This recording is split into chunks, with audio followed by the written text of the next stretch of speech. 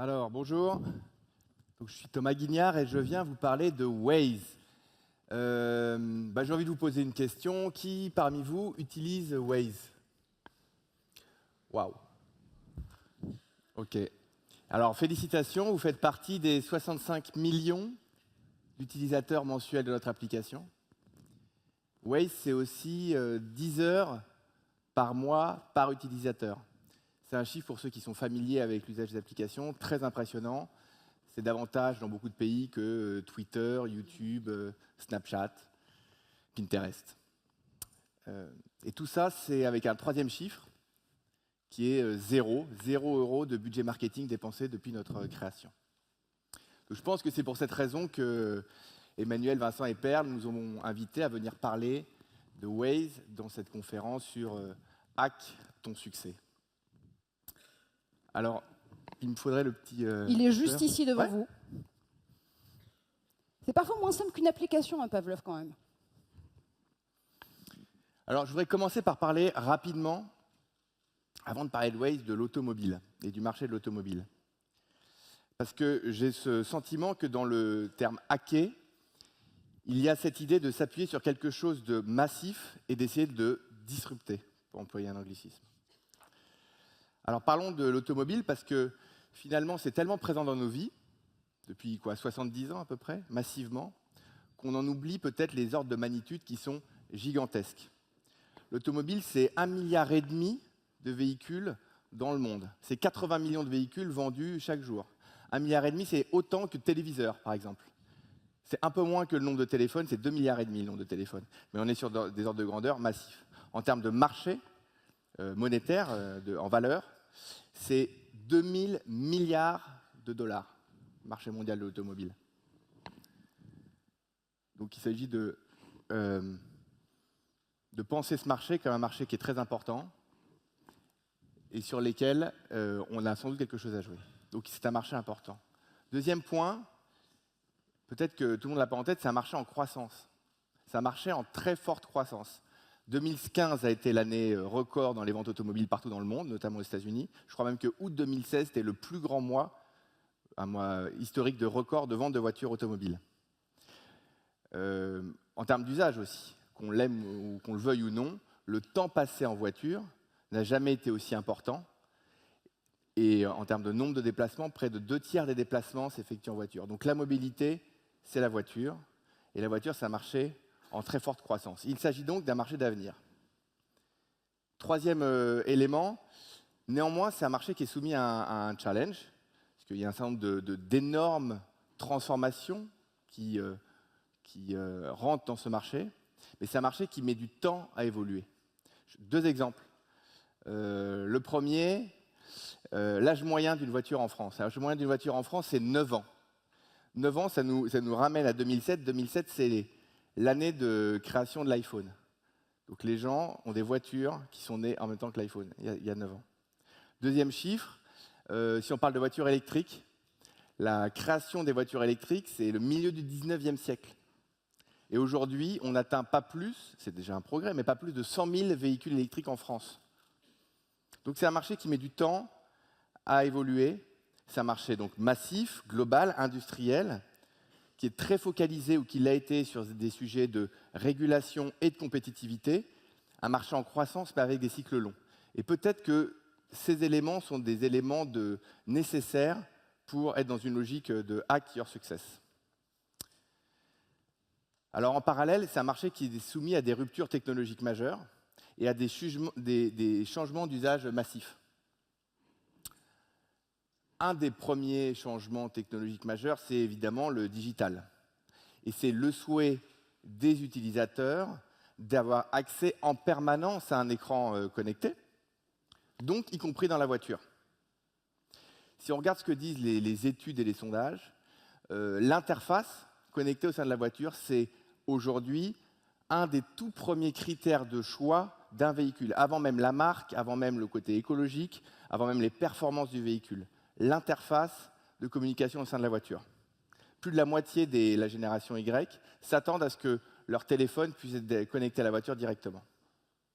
Donc le succès de Waze, c'est ça. C'est l'irruption au sein d'une industrie massive, d'un changement d'usage porté par une évolution technologique. Et le facteur clé de succès, de notre point de vue, l'enabler, c'est justement ce point-là, l'innovation technologique. L'innovation technologique, c'est ce qui a permis à Waze de construire une audience, de devenir populaire et donc de fonder une communauté. Car Waze, au début, c'était ça, c'est une carte dessinée par des utilisateurs. Ce sont des données de trafic déduites des déplacements des Wazers, et c'est une contribution active des reporters et des éditeurs. En somme, Waze, c'est une plateforme technologique qui fonde et qui empower une communauté. Mais ce que ça impose, et du coup le challenge que cela donne à Waze, c'est la nécessité de continuer à innover et de maintenir un leadership technologique. Waze, c'est une pure appli mobile de navigation. Et donc pour ça, on dédie la plupart de nos efforts à rester innovants. Innovants sur 3 angles. D'abord du côté de l'expérience utilisateur, et on cherche à apporter des nouvelles fonctionnalités en permanence à notre application. Quelques exemples rapides, peut-être vous les connaissez déjà. Le Plan Drive. Le Plan Drive, c'est un outil de planification qui nous permet de, vous avez une petite démo en même temps, qui vous permet de vous synchroniser avec vos rendez-vous et d'anticiper vos trajets. Un autre exemple, le speedometer. Le speedometer, c'est la capacité de comparer en temps réel votre vitesse effective à la vitesse autorisée sur toutes les routes du monde. Un troisième, le share drive. Le share drive, c'est justement leverager, utiliser la force de la communauté, parce que c'est donner à la communauté, aux utilisateurs de Waze, la capacité à, en un clic, indiquer où est-ce qu'ils sont et dans combien de temps ils arrivent auprès de leurs amis. On cherche aussi à innover en permanence. Maintenant, on indique où sont les parkings à proximité de là où on va se garer en temps réel. On indique pour les gens qui cherchent la voiture où leur voiture est garée. Bref, innover technologiquement, apporter le plus de features possibles, le plus de fonctionnalités pour garder notre communauté heureuse de notre produit. Alors, ça, c'est un angle, mais ça ne suffit pas. Un deuxième angle qui est ultra critique, c'est la data. Alors, pour trouver de la data, évidemment, les datas données par notre communauté, on l'incite à travers un système de points, mais gratuitement. Hein. Ils ne gagnent rien, ils gagnent juste le plaisir d'avoir des points à donner de la data. Mais on essaye aussi de développer des partenariats locaux avec des partenaires publics. Donc, on a ce qu'on appelle le Connected Citizen Programme, par exemple, qu'on a signé avec Rio ou avec Boston, et on espère en signer un certain nombre en France, qui est un échange de données publiques pour que nous, on ait plus d'informations et pour que les pouvoirs publics puissent réguler mieux le trafic. On a un nouveau programme qu'on a lancé la semaine dernière aussi, qui s'appelle le programme Beacon, qui équipe chacun des tunnels de France ou de Navarre et qu'on puisse avoir toutes les données d'utilisation au sein du tunnel. Un point là-dessus qui est notable, c'est la façon dont on gère ça. Parce qu'il y a un sujet de complexité. On est une plateforme globale et il s'agit de faire des partenariats locaux avec des acteurs très locaux. Donc le mode opératoire pour lequel on a opté, c'est la mise en place d'une plateforme, à nouveau technologique et digitale, qui laisse le loisir à tous les gens intéressés de s'inscrire en ligne et on les recontacte. Donc c'est une approche purement réactive. Troisième angle, donc les fonctionnalités, la data, l'usage. L'usage, c'est un point ultra important. On en a deux et je vais aller assez vite dessus. Le premier, c'est Waze in Car, qui était fondé sur notre idée. 100% des conducteurs, demain, utiliseront leur interface digitale dans leur voiture. Et je vous rappelle les grands chiffres, 1,5 milliard de conducteurs, demain, en 2050, 3 milliards, 2 heures par jour. Donc embarquer une application dans la voiture, c'est majeur. La deuxième idée qui est très transformationnelle, carpool. Quand on y pense, l'active automobile est extrêmement mal exploité. Il y a, aux heures de pointe, une personne et demie en moyenne dans une voiture. Ça fait un taux d'utilisation de 20%. Si on le compare à l'aviation, 80%. Je ne vous parle pas du métro parisien. Donc on est loin d'être efficace. Carpool, c'est l'idée de technologiquement apporter une solution pour être plus nombreux dans la voiture et réduire la congestion automobile. Alors, pour résumer, une industrie massive sur laquelle on s'appuie, des transformations technologiques qui permettent d'apporter des fonctionnalités innovantes, d'utiliser de la data, de transformer les usages. Ça, c'est des conditions de hack your success. Un point que je n'ai pas évoqué quand même qui est majeur, c'est qu'il s'agit aussi d'être une entreprise avec un business model pérenne. Pour nous, c'est le sujet de la publicité.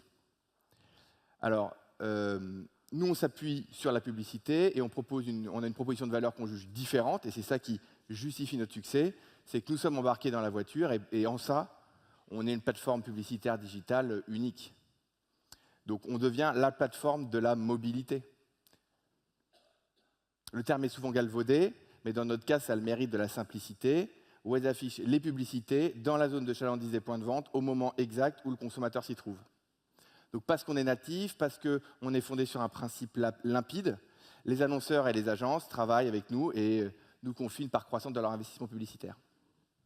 Pour conclure, le succès de Waze, des idées simples, un GPS communautaire ou une plateforme publicitaire géolocalisée et contextuelle, soutenu par un solide volet technologique, et le tout en s'adossant à des industries gigantesques, l'automobile et la publicité. Donc nos challenges restent nombreux, et puis maintenant que tout le monde commence à comprendre que être dans les systèmes de navigation des voitures, c'est un enjeu stratégique, global et crucial, le niveau de concurrence va s'intensifier, mais on espère qu'on a les armes pour continuer à garder notre leadership, surtout qu'on s'est adossé à, et c'est peut-être aussi Hack Your Success, adossé à un groupe international, Google, pour le faire. Je vous remercie de m'avoir écouté. Merci infiniment, Thomas Guignard.